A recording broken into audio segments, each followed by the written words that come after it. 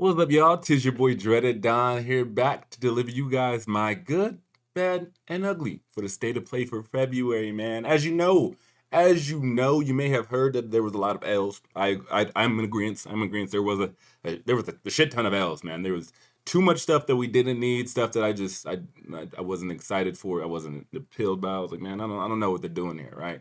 Like there was plenty of stuff that we should have got that we didn't get, like the Bloodborne remake. We all looking forward to the Bloodborne remake. I kind of want an Infamous collection. Infamous collection would be kind of cool. Killzone bringing that back would have been pretty savvy. Some people were over there asking for Wolverine, bro, in GTA. That's 2026, man. We won't have to talk about that later. We won't talk about that. Anyways, man. Essentially, what I did is I went ahead and sorted out the state of play in an order that I felt like was a little bit more appealing. You kind of get my thoughts on what I felt like should have been first, and then led into it and later. You know what I mean? Anyways, let's go ahead and get into it and see what I'm talking about and see how I feel about it. And then you guys let me know how you guys are feeling about it down below. I got number one, Monster Hunter Wilds. I think that's super savvy. They started the event off of Monster Hunter Wilds, man. It's too cool. I think it's awesome that we got the open beta going on right now from the 13th to the 17th. If I'm correct, I believe Capcom decided to extend the beta just because of Sony's delay that they had with the outage over the weekend, man, which big bummer, but it's cool. It's cool that they decided to extend it, man. So if you haven't played the open beta for the Monster Hunter Wilds, go ahead and go check it out. The game comes out on the 28th at the end of this month, which is too savvy. I'm excited for it. Essentially what they announced, man, is that they're going to be having updates every month, or essentially every season for the game. And if you're used to the Monster Hunter formula, you know this. We all know this, right? But this time they already announced that they're going to have the spring and summer updates ready for us and ready to go. In the spring update, we got the Mitsune. Yeah, I'm probably butchering that name. I don't know, but I think it's Mitsune if I'm correct. It's like the bubble snake. The bubble snake, man. It's a little fun fight. It's a little fun fight. Essentially, that's what they're announcing. Then we also got something coming in summer. So you got something to look forward to. It's cool. I mean, it's not the best way to start a bit, but if you're interested for Monster Hunter, like we all are, we're all interested. Dump them hours in. It's cool to way to start the event off. Now, the second game I got for the big three, man, is Borderlands 4. And this is where I felt like the event should have been taken, just to keep the ball rolling, to keep the excitement there, you know what I mean? Even though there's a lot of us that have already been playing through the Borderlands series, it's still savvy to be able to be like, man, look at the new guns they're adding. Look at these new mechanics to a couple of these guns. Look at these new characters with these stylish new abilities that I get to blow a couple cycles heads off with, right? That's like, who doesn't love that? Who doesn't like that? I thought it was pretty cool that we'd be able to soar through the air with an automatic rocket launcher, right? That's cool. That's cool to me. I thought it'd be cool to you. I don't know, maybe not. Anyways, man, they did state that they're gonna have like their own personal showcase for the B4 series, and that's honestly where I'm hoping that they show a little bit more of the story, just because I feel like, obviously, like us all, feel like the last few games have been lackluster on story-wise, right? Humor's been down. It hasn't been what the first two games really gave us, man. And I feel like Scooter would be ashamed. Scooter would be ashamed, bruh. We're here to let the bullets fly and to catch a ride.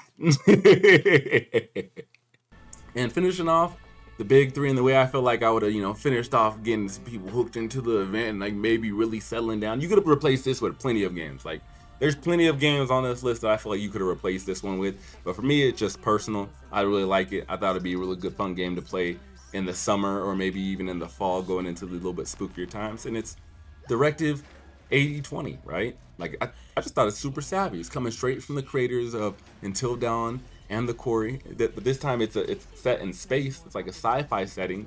The setting is a little bit predictable. I'll be honest, it's a little bit predictable. But honestly, that's not why I'm really here. I am a sci-fi nerd, but I'm here because I love the style of horror games that they set up, man. The style of horror games that they have here and that this studio is able to produce is absolutely phenomenal. If you haven't played the Quarry or you haven't played Until Dawn, I say either play it by yourself, play with a group of friends. Either way, it's a fun time to play. And this one, I was excited the moment I saw it. I was like, oh yeah, you guys decided to do it in my setting, huh? My personal favorite setting. I'm picking this one up for sure. And that's why it's number three. And that would probably round out my big three of the event right there. And then I'd lead it into, some more interesting titles that ain't like as hype, but they're more obscure. You know what I mean? They're more obscure, still pretty interesting, still kind of got that flow where you're like, all right, man, this it's still piquing my interest a good bit. You know what I mean? And one of the more obscure titles, man, I feel like it's Onimusha. You know, you might be a little bit more familiar with Onimusha, you know, if you're more of a vet to gaming and you stuck around for the Ninja Gaiden and maybe even before Ninja Gaiden times, you know about Onimusha, right? And for me, I'm addicted to Neo. Neo is where I picked up the Demon Samurai slaying games. You know, I played a little bit of Ninja Gaiden, but in my younger days, a little bit too hard. Anyways, Onimusha, man, they're dropping a new version of that. And honestly, if it's anything of what Neo built its foundations off of, and if it's not, I'm still interested in trying the game out. It just looks like it'd be fun to play. The main character, he just seems like he's a little bit of a goofy samurai being chased around by these Onis. Maybe not being chased around by these Onis, but he's maybe on a little adventure where he didn't mean to get himself into, right? And I don't know. That particular setup has me interested. And so I'm looking forward to Onimusha dropping. I'm definitely looking forward to some Onimusha. Another obscure one, man. That I mean, I thought it was Final Fantasy 16 when I first saw it. Every time I see it, I always think it's Final Fantasy 16, but it's not. It's Lost Souls Aside, and it essentially takes place in a different world, different setting, different protagonist, different adventure. Everything's different. Everything's different. But what looks so damn similar is the gameplay and the combat and the fluidity of it and the graphic style. And it's gorgeous. It looks good. It's a chef's kiss. They nail it. They nailed it. They nail it every single goddamn time. And it's hard to be mad at them when they're nailing it this well. And they make it look so damn fun to play, right? It's hard to even be like, I don't want to put my hand on this game when you look at it, you're like, damn, this looks good, man. This looks good. When you guys dropping this in May? May 3rd? Oh, okay, yeah. I'll pick it up. I don't see why not. I beat Final Fantasy 16. I'm like, I gotta come back and play this, right? I haven't beat Final Fantasy. I'm just saying for I know there's guys. I know you guys beat it. I know you guys beat it. And that's why you're excited for games like this, man. So I really can't blame them for dropping bangers like this out all the time because it's like, man, when you enjoy the combat, what else? What else can you do? What else can you do, man? And as I said, banger after banger. The one that follows that up for me, right after that, is what they should have did. Tides of Annihilation, man. You should have put Tides of Annihilation right after Lost Souls Aside. Because it's essentially right there in the same, it's going to be right there in the same fast-paced, fluid, action-paced combat. Gameplay, right there. Delicious. Again, the only difference is this one has more of a Shadow of the Colossus vibe feel. I'm hearing a lot of people are saying that it has like essentially the Chinese telling Arthur's story in the Knights of the Round Table, which I think is really cool, especially because they switched the protagonist. The protagonist is actually looking super savvy. She's out there bobbing and weaving, and then the boss is actually going up against, and their boss mechanics. Woo! One thing I was hoping on, I wanted to see a little bit more from the character. Right at the probably halfway point in the trailer, they show the player character going through and doing a little bit of combat moves. She summons an ice wall. I thought that was pretty cool. And then from there on out, they just show boss mechanics. So I'm looking forward to see a little bit more of that gameplay, just so I can be like, yeah, this is Final Fantasy 16 again. You know what I mean? But I know it's not. I know it's not. But I'm excited again. It looks so damn good, and it's like Lost Souls Aside, Tides of Annihilation, Final Fantasy 16, all of them are they're gonna be fantastic games to just have as a collection to be like, man, I want to spend some time playing. And so I think this is where they should have took the event. It's where I think they should have took the event. And here, my friends, is where you take the turn of the event, right? This is where you take it. This is where you showcase this game and be like, all right, so we showed you those first big six that we had y'all let you have the hype, gave you guys some good excitement. Then this is where we take the little downturn in energy, right? This is where we're like, all right, let's play this bit out. Let's play this bet out. And of course, you slap in a nice little split gate too, let everyone know that the open alpha is on PS5 in February. Cause that's super savvy. That's nice. Of course, tossing the trailer for Split Fiction, just to let everyone know that they still got a cool, nice couch co-op coming from the creators of It Takes Two. Like, come on now, come on now, come on. And then to follow it up, you got Shinobi Art of Vengeance, man, for the action adventure side-scrolling hack and slash Metrovania. You know what I mean? It's not really a side-scroller. It's just more of a Metrovania. It seems like where you're playing as a ninja going through, really activating all your abilities. Kind of seems like it has a little bit of a flair like Katana Zero. This right here, this honestly, them starting off with this, I wasn't mad at this. You can't be mad at them for starting this off because this is actually kind of a banger, and I'm excited to play this one, right? But then right after that, what you should have done is rolled right into Darwin Paradox, right? For those who weren't excited for an action game and wanted something crazy like not even crazy, but just uppity or a fast paced like Shinobi Art of Vengeance. Darwin Paradox is the perfect counter to that, right? It's a side scrolling platformer that seems a little bit along the lines like I heard some Octodad. I heard some. Well, I like Octodad. I thought it was like Octodad, but I've heard some Oddworld, and I'm like, okay, I can see the Oddworld similarities, and I can see how it's a little bit more of a cozy game where you kind of just go through trying to solve these different puzzles as an octopus, which is cool. Which is cool. You have these. You have the Shinobi art as the ninja. You know what I mean? And you also have Darwin Paradox. Like, bam, like slappers. And at the end of all that, at the end, after you show those four, just to be like, okay, we're properly showing the turn of energy in the event, right? This is where you slide in the games where it's like, meh, meh, you feel me? Meh. You know what I mean? I personally not super excited for the new Dynasty Warriors, their turn on the whole Vampire Survivor, bro. Dynasty Warriors, in and of its right, was the original Vampire Survivors, if we're being honest. And in a sense, kind of, you didn't upgrade yourself, but I mean, you were slaying hordes of enemies all day and every day, man. I don't know. Just when I saw this one, it didn't look good. It looked like a mobile game, so I feel like there would be the perfect reason to slide it in right here, real quick, 30 minutes, second, boom, get it out the way. You know what I mean? Just so people aren't mad at seeing this game, and then you slide in, Digimon stories. I love Digimon. I'm a huge fan of Digimon. It's amazing. Arumon, Garumon, you know what I mean? Greymon, Mecha Greymon, baby. I love Digimon. And last week, as I said, when I get my information, I've heard like the last few games are absolute bangers. I didn't play any of the Digimon games just because I didn't think they'd be that good. Yeah, that's on me for just assuming. But I heard they've been pretty decent. So you slap in a solid Digimon game, and then you get the game where everyone can shit talk some more. You know what I mean? On the Sonic Racing. Bro, Sonic don't need a car, bro. Sonic don't need a car. Shadow don't need a car. Fox, yeah, Tails needs a car. Tails needs a car. Goddamn, Knuckles needs a car. Amy needs a car. Yeah. Sonic's nerfing himself. I actually understand. But again, the game didn't look good. This game does not. The driving doesn't looks very stiff. The only cutscenes they really show you are, when you're taking a jump or activating a power up, which doesn't tell me that the game is overall too fun when it's supposed to be a driving game. You see, and that's when you jam pack these last three games right after you show that the turn of events is happening. And you're like, okay, we got those four. Boom, right here is when you throw these in. And then, as if to put a cherry on the cake, you put Midnight Walk right here. This is the perfect spot for Midnight Walk. And dude, when I saw Midnight Walk, it blew me away, bro. I saw Midnight Walk and I was like, what is this game? Honestly, when I first saw it, I'm not gonna lie. Initially, I was a little standoffish because claymation, I'm always a little skeptical about claymation in game format, right? But then I saw Midnight Walk and I saw the gameplay, the narrative design. The way that it was actually on PS5 and on VR, VR was what really got me. I was like, dude, if a VR game was going to look like this, the gameplay, the story, the way that you're going to be going through the entire world, the immersive value for this game, it just looks good. The art style, this game looks amazing. This is when you put this game in and be like, and you guys thought we were done with the hype?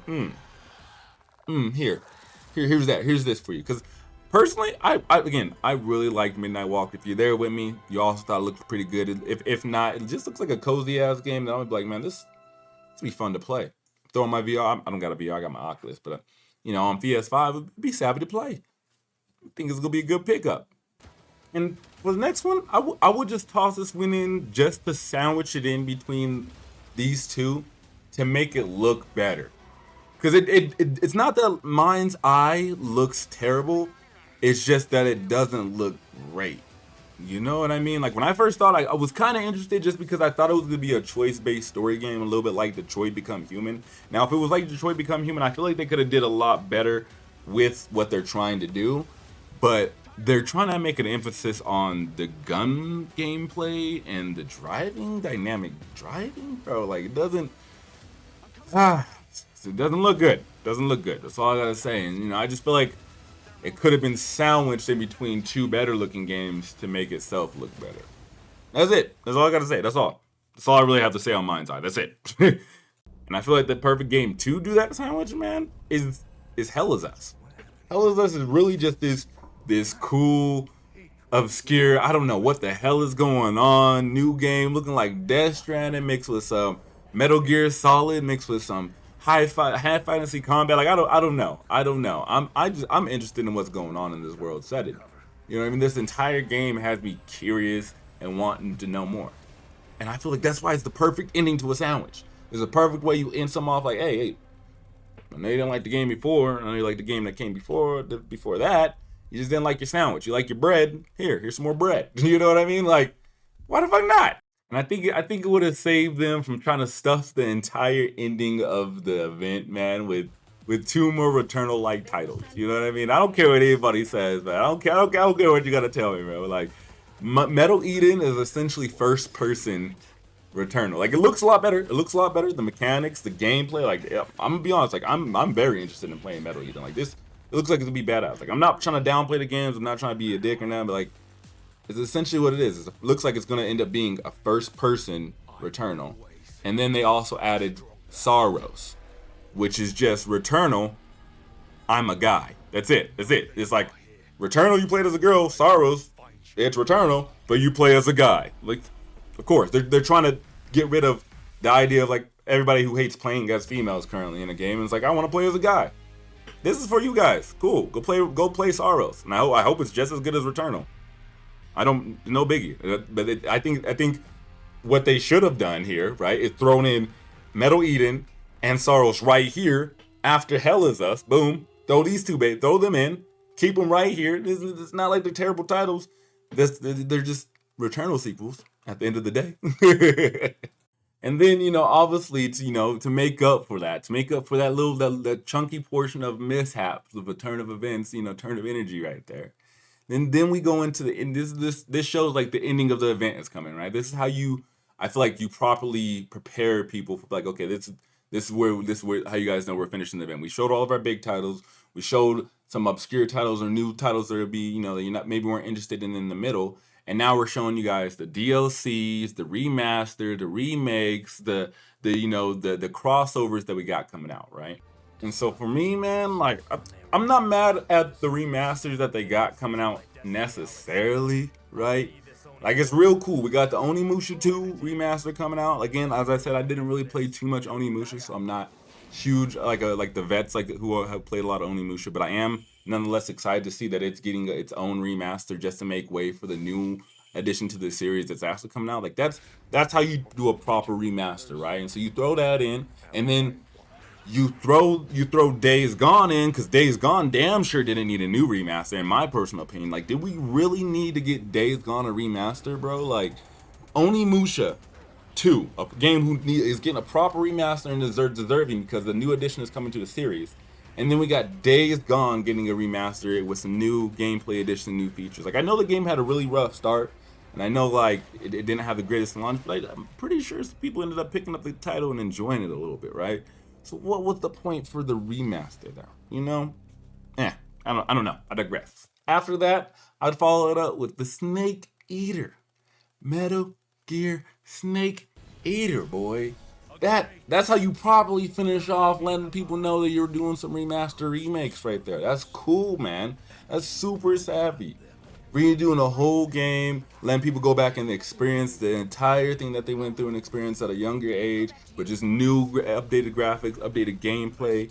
A proper remake and remaster right there. Metal Gear, as well as Onimusha 2. Days Gone, boy, we didn't need that. We didn't need it, and that's why you sandwich it in between these two, right? Digestible, right there. Digestible, and then to properly end off the event, obviously like the remakes let people know, okay, like there's what could come after this, right? You know what I mean? The event at this point, the event is probably 40 minutes long, and it's been dragging on, right? This is where you ended off. You're like, okay, we got some crossovers coming, right? We got some really cool crossovers. We got Stellar Blade and Nikke doing a crossover. That's pretty savvy.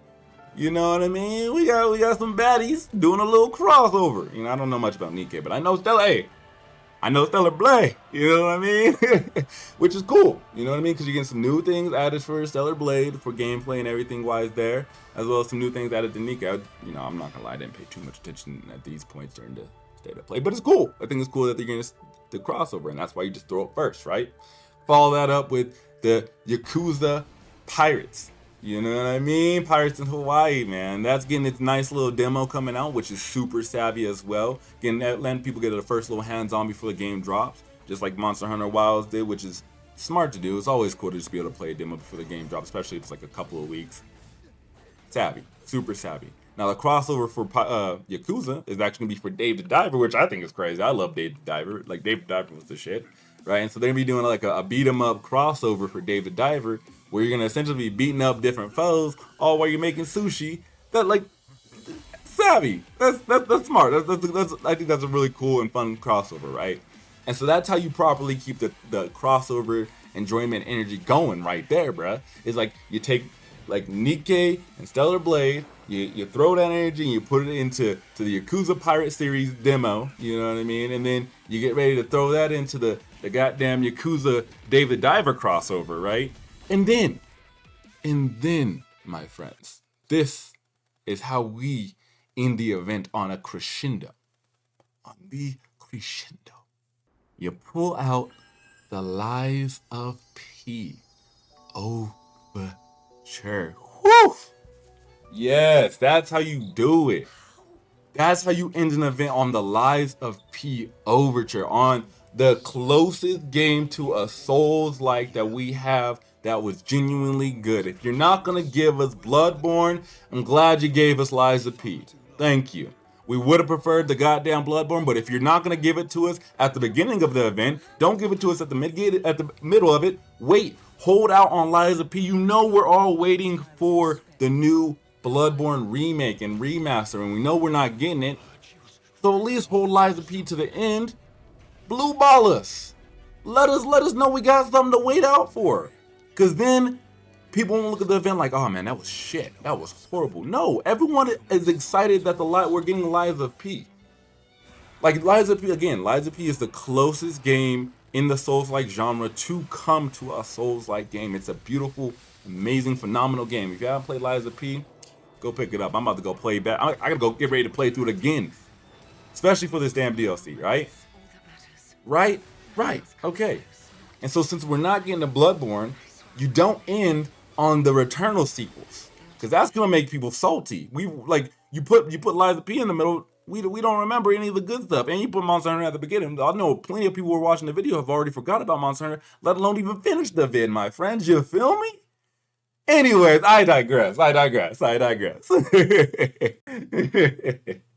Man, all I gotta say is, like, during the event of the State of Play, when I was watching on YouTube, there was little over like 500,000 people watching, which was cool. It's super cool to see that we had that many gamers coming out to watch a live stream event, and then also like to see most of them, comment in the chat and give their own opinions, as well as just know that we're all coming out as gamers to watch an event. Like it's cool that we care about our environment, about our hobbies, about what we're in, right? We're dictating this field right now in a sense, right? So I think that was super cool, man. If there's anything that you really wanted to see, of course, I get it. We wanted the Bloodborne. I wanted the Infamous collection as well.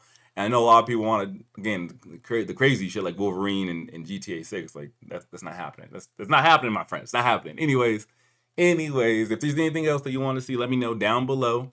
As always, leave a like if you enjoyed the video. And of course, sub so we can share some more info. Otherwise, I'll catch you all on the horizon. Deuces.